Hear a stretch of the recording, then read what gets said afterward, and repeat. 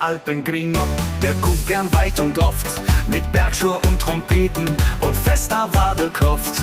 Der greift durch jeden Gipfel und schmeckt in jede Kluft. Ein Bergretter der Herzen, den Kopf voll mit Luft. Ja, er hupt über die Felsen und klettert wie die Gans. Bei jedem Filschenkittel, da wird gleich zur begwanzt. Schlupft einig in die Stuben, jodelt die ganze Nacht. Ja, bis das Bett gestill, schlussendlich zusammenkracht. Juhu, wie war die rein? Ja, echter Alpengringo, bleibt nicht bis in der Früh. Den rufen schon die Berg, das lässt ihm doch keine Ruhe. Drum sperr weit zu dein Zimmer, verrieke jede Tier. Weil er ist ein Schlawiner und prumpftig wie ein Stier. Weil er Kas ist gleich gebissen, Ascherei und gleich gedraht. Und Kuchen mag gleich gegessen, wenn der Alpengringo naht.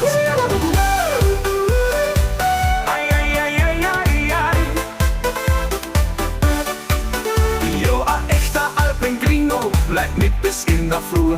Den rufen schon die Berg, das lässt ihn doch keine Ruhe.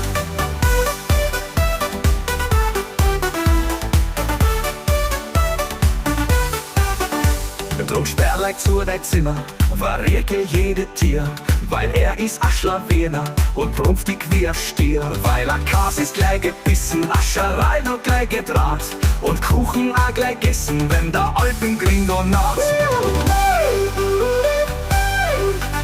Jo, ein echter Alpengringo bleibt mit bis in der Früh.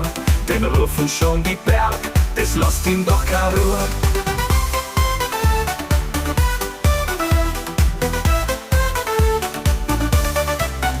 Weil er Kas ist gleich gebissen, Ascherei und gleich gedraht. Und Kuchen mag gleich gegessen, wenn der Alpengringo naht.